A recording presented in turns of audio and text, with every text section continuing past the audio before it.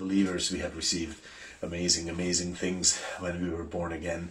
And I speak a lot about them, not by accident, but because I think those ones are very important for us to hear and hear again, because we easily forget them, or disbelief in our hearts. Through disbelief in our hearts, the atmosphere can convince us to shun them, to neglect them, and all the pressures that are in our lives tell us that those are not realities that we should live in or try to apply in our lives. But I believe that we need to hear them as believers a lot, because we need to know what we have been given freely when we believed, because of the work of Christ. And but here is the question: will we live in them? And I think that's a great question, a very important one. And welcome this morning for these few simple thoughts from the Word of God. And Isaiah 64, verse 7. It goes like this. It speaks about this: and there is none that calls upon your name, none who stir up themselves to take hold of you. And this is, of course, talking to God. No one who calls upon your name, and no one who stirs himself up, meaning wakes himself up, stirs himself up from his slumber, to take hold of you, O God. And that's an amazing challenge, and it's speaking about this beautiful privilege that we have as believers, as born-again believers, an amazing right that we have. And the New Testament often speaks about this: take off the old man, put on the new man, be filled with the Spirit, don't be filled with yourself so much. And all of those are, and wake up you who are sleeping, and all of those words, all of those verses are talking about you and me having this privilege, this possibility to shake ourselves up and wake up to the reality of God, and to take hold of Him. And it's so important that this happens, because this is, like my soul, I know how it functions. Psalm 119 verse 25, my soul cleaves to the dust. My soul will find the lowest possible thing and will function there.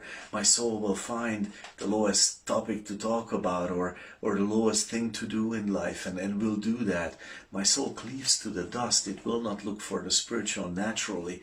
It will not find that higher plane where it would wake up and call upon God's name and stir himself up to seek God, to take hold of Him.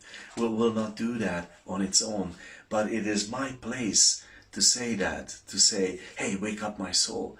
And I believe, as maturing believers, as believers who are growing and going forward with Christ, this is one of the great factors that we need to have in our lives. We need to learn what are those things that stir us, that wake us up, that wake us up to take hold of God. And for some believers, it's simply prayer. Prayer just gives them that sense, oh, God is real, He's here.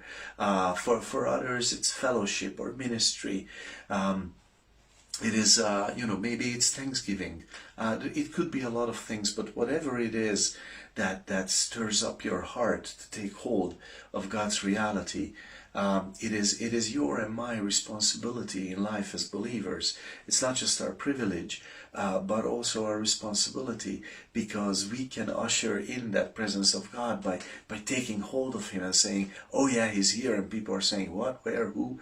And we could maybe wake some of them up through stirring ourselves awake by those things. And as we learn what are those things that stir us up, we apply them in life. And as we go forward, we find him more and more. Because this verse, of course, it's not just saying that there is no one who calls on me and no one who stirs himself to take hold of me, but it also says that, yeah, there is the possibility for us believers, and our soul's default setting is not that, but we as believers have this privilege, this right to choose and to say, hey, wake up my soul. What? God is here. Really? He is here? Yeah, He is here.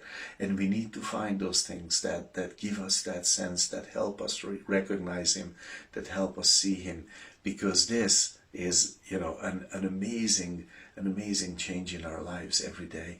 God bless you with these thoughts. I trust that you will carry them forward in your life, and hope to see you here soon again.